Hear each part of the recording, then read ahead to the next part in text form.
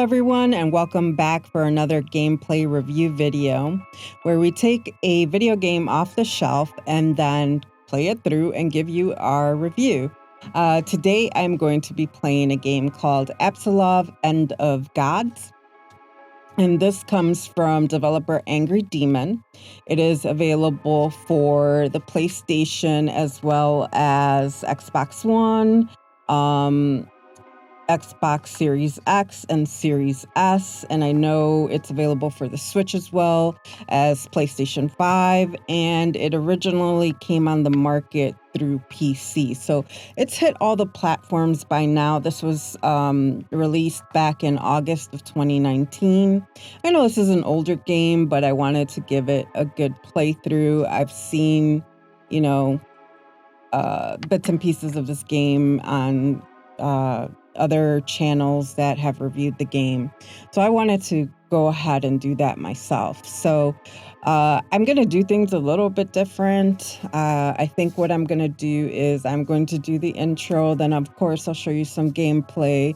I'll recap the what I thought of the game when I end the game. And then I may turn the whole thing into a Let's Play. We'll see.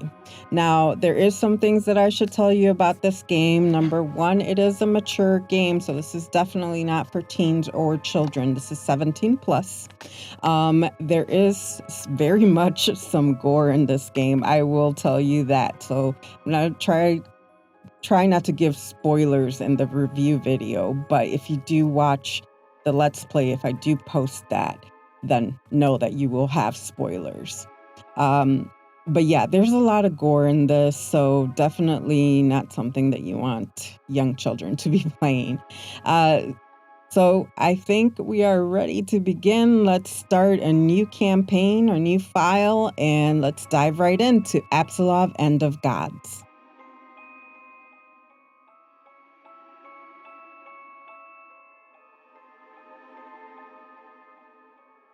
Final thoughts on how I felt about this game.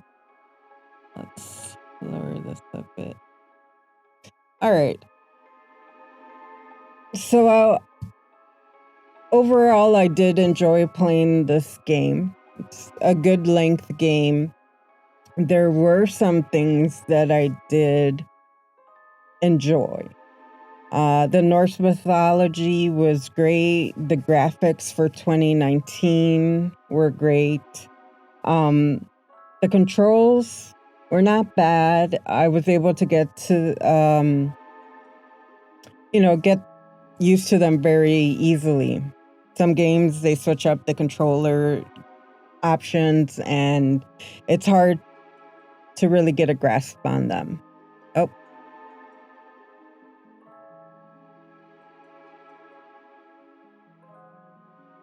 New Game Plus. I may have to do this in another video. So again, to recap. Very good game in terms of the thriller aspects, a little bit of the horror and survivability.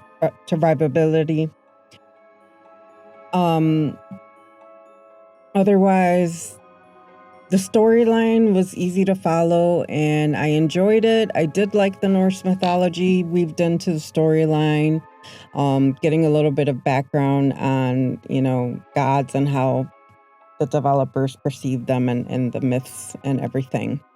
The design was great. The graphics were great. The environments I thought were amazing. Like, a little dark, yes. Obviously you can go back into the options and lighten things up, but usually I like to play games set to defaults just to see what the developer had envisioned. But depending on your vision, and I tend to have very good night vision, and I still felt like this game was supremely dark, even for a horror game. There were certain sections that were so dark that you only could rely on your sight ability. And that at times was a little frustrating.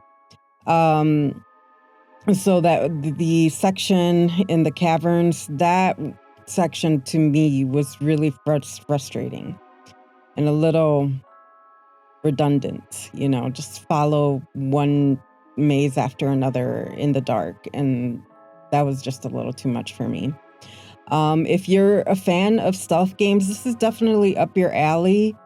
I don't like stealth games, so there were times where this was a little frustrating for me. I did enjoy the game, surprisingly, considering how much I really can't stand stealth games.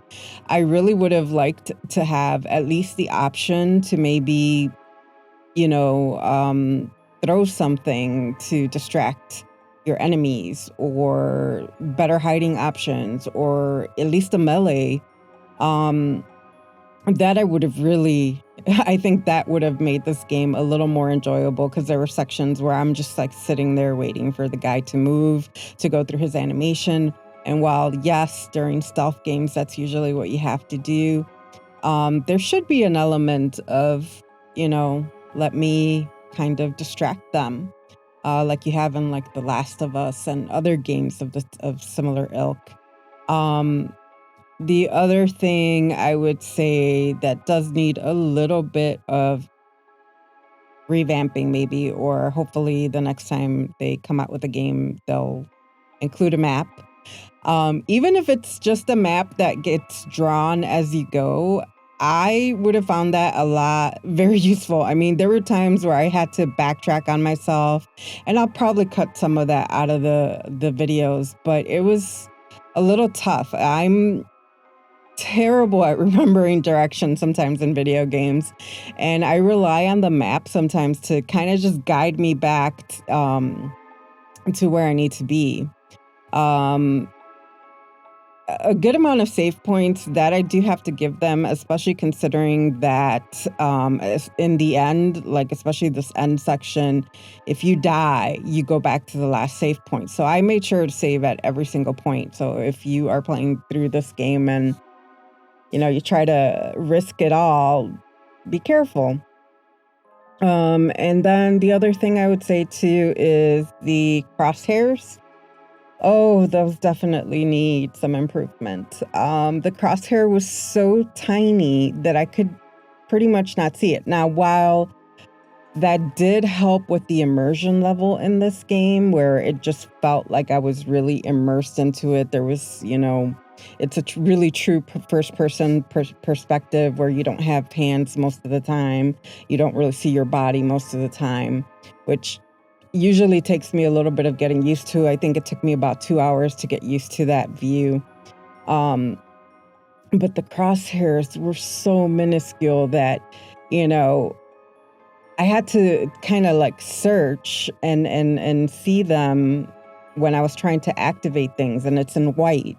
And, most of the colors in this were like very neon. So when you hover over the color, it was tough to see.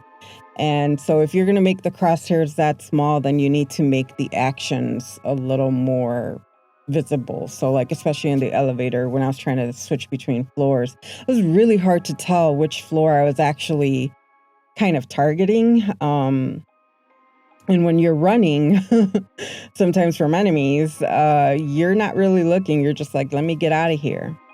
Other than that, I think where this game excels, absolutely excels, is in the sound design. I am blown away by the sound design in this game.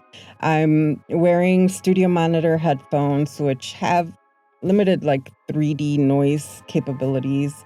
And I could kind of hear different sounds pinging in different areas in the headphones. So if you have 3D headphones or some really good studio monitor headphones, you are really going to love the sound design.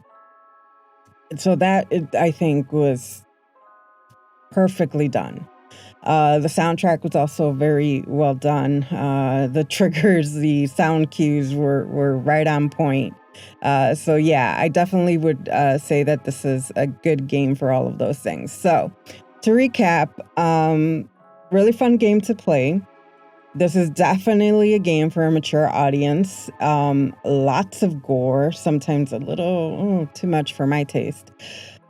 But if you don't mind it, I think that's good. Minimal amount of jump scares. They put them right at the right spots, and they got me with each and every single one. Not overly done with the jump scare, so I did enjoy that as well. So if you're in the market for a horror survival game, I would definitely recommend Apsulov End of Gods. Come to the library, pick it up. I know we have several copies of it that you can check out. So I hope that you enjoyed this review and walkthrough, and I will see you next time for another gameplay series where we will review another game. Bye.